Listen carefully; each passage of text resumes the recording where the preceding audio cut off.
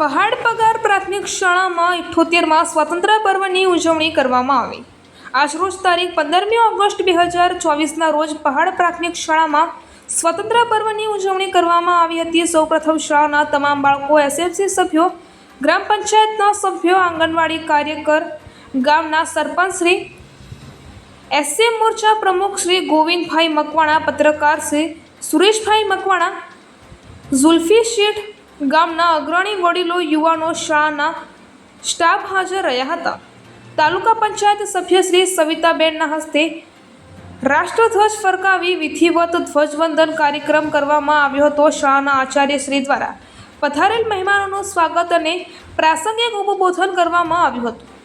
શાળાના ઉત્સાહી શ્રેષ્ઠ શિક્ષક સંજયકુમાર વાળંદ, પ્રકાશભાઈ આચાર્ય અને જાગૃતિબેન પાઠકને ભવ્ય ફાઉન્ડેશન જયપુર રાજસ્થાન દ્વારા એનાયત થનાર એવોર્ડ માટે અભિનંદન પાઠવવામાં આવ્યા હતા। ધોરણ 6 થી 8ના બાળકો બારિયા આનંદભાઈ, હઠીલા વૈશાલીબેન અને બારિયા મેહુલભાઈએ 15મી ઓગસ્ટના મહત્વ વિશે વક્તવ્ય રજૂ કર્યું હતું।